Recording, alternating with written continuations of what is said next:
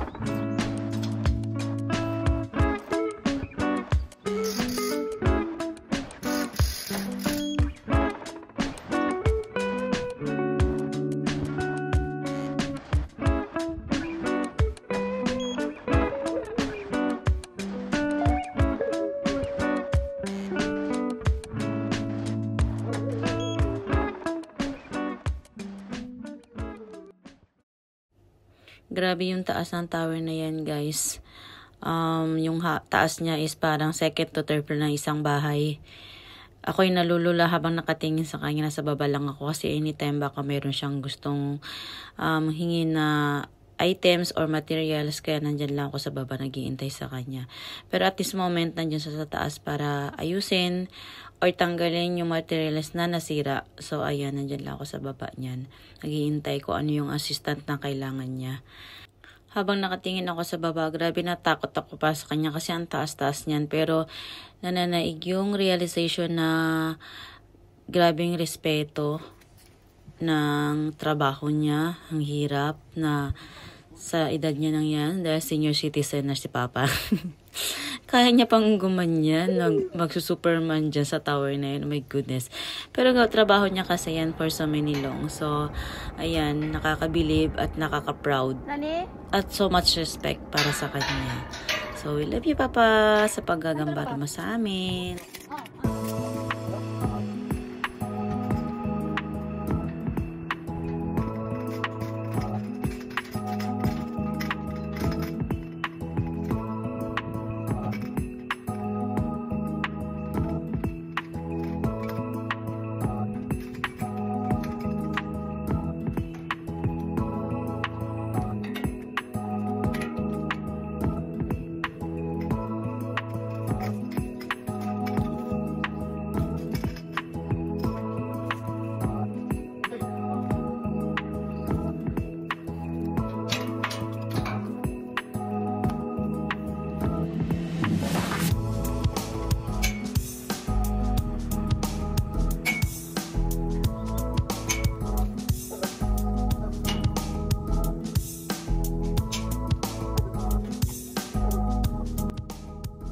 So, ayan, ibaba niya na yung isang material na nasira dun sa taas.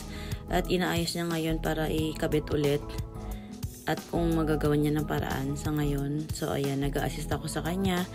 At, ayan, medyo malaki nga daw yung damage. So, let's see.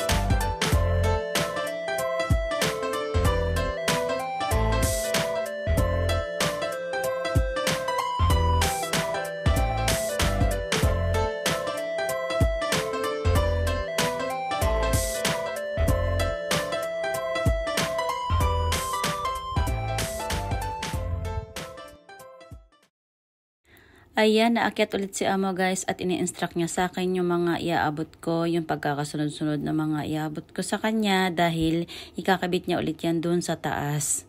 So ayan, makikita na naman natin siyang magsusuperman. Char.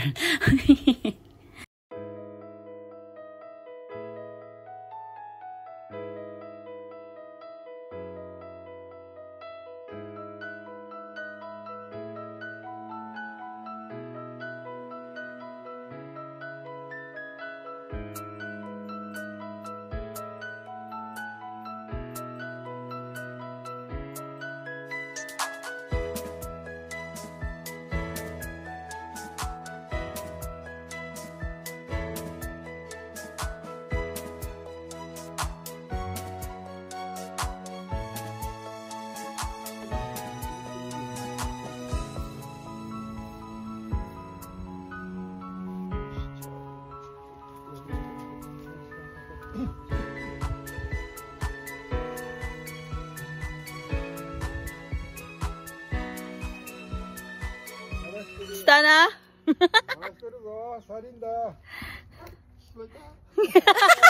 一個いたよ。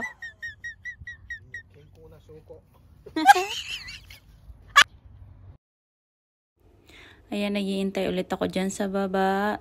Kung kailan siya mag-go signal na itataas yung mga kailangan niyang gamitin sa taas. Kaya nakababa yan tali na yan. Kasi dyan ko ilalagay o itatali yung material na kailangan niya dun sa taas.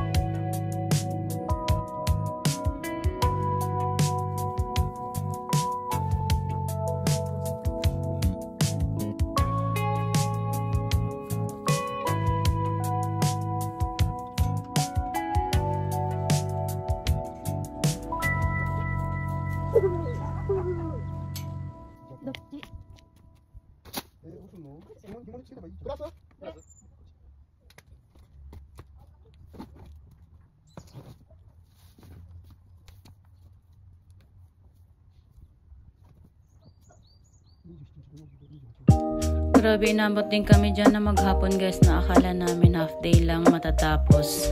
Hindi pala. Pero thank you na rin sa customer ni Papa na yan kasi pinakain niya kami ng lunch. Nakalimutan ko na lang mag-video din sa lunch na ginawa ng kanyang wife. Ang sarap. Talagang lutong probinsya, puro gulay na tempura. Sayang lang talaga at wala akong picture at video. Thank you for watching guys. See you next time. Bye!